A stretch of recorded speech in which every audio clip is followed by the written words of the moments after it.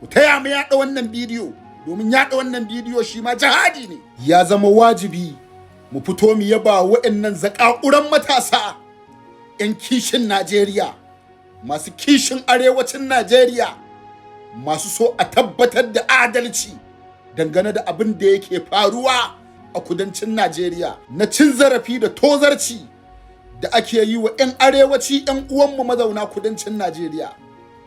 Haƙiƙa kun cancanci lambar yabo waɗannan zakakuran matasa da kuka fito kuka yi zanga-zanga irin ta limana, kuka fito kuka nuna fushinku, kuka nuna alhininku, kuka yi kira wa gwamnati, kuka nuna wa duniya irin cin kashi da cin zarafin da ake yi wa 'yan uwanmu 'yan arewacin Najeriya mazauna kudanci. Duk da waɗannan zakakuran matasa suna da cikakken iko da cikakkiyar dama na su farwa 'yan uwanku da suke rayuwa a cikin arewacin Najeriya a shagunansu da suke gudanar da harkar kasuwancinsu, amma waɗannan zakakuran matasa sun taushi kansu, sun taushashi zuciyarsu, sun nuna wa duniya su masu ilimi ne, sun nuna wa duniya sun san abin da suke yi, ba su ɗauki irin wannan matakin ba. Sun fito suna koke, suna ɗaga kwalaye, suna yin alhini, suna kiran gwamnati akan ta samar da adalci akan faruwar waɗannan abubuwa, wanda idan damu ma jahilai ne irin waɗancan jahilan mutanen da suke kashe mutanenmu, da irin wannan mummunan matakin za mu ɗauka. Duk da muna da ikon ɗaukar irin wannan mummunan matakin, amma imaninmu, tausayinmu, iliminmu, sanin ya kamatar mu yasa ba mu ci zarafinsu ba. Kuma hakan ba wai yana nuna cewar shikenan sun ci bilis ba, shikenan a haka za a ci gaba da tafiya ba. Na rantse da Allah idan ba a dakatar da faruwar irin waɗannan abubuwa ba, to babu abin da zai sa 'yan arewa ba mu tunzura mun kai ga irin ɗaukar wancan matakin da su ma suke ɗauka akan 'yan uwanmu ba. Domin rai bai fi rai ba, jini bai fi jini ba, jiki bai fi jiki ba, lafiya ita ma bata fi lafiya ba.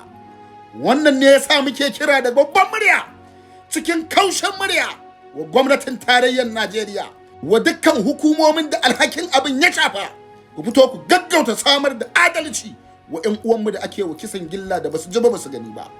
Idan ba haka ba, to na rantse da Allah in aka ci gaba da tafiya a haka, abin ba zai haifar wa da kowa ɗa mai ido ba. Wannan ita ce gaskiya. Bloggers ku fito ku yi magana.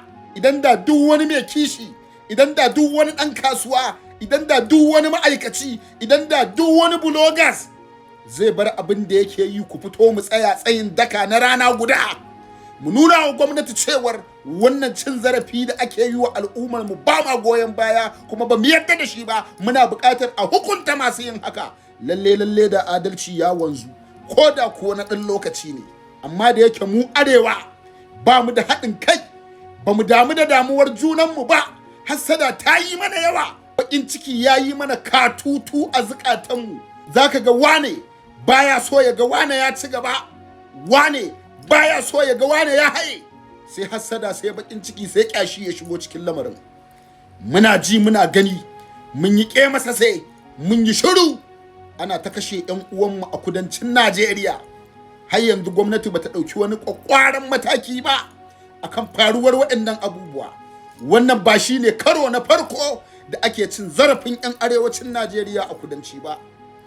Amma muna so mu gaya muku, wallahi ba za mu bari a ci gaba da cin kashi wa 'yan uwanmu muna ji muna gani ba. Wannan ita ce gaskiya.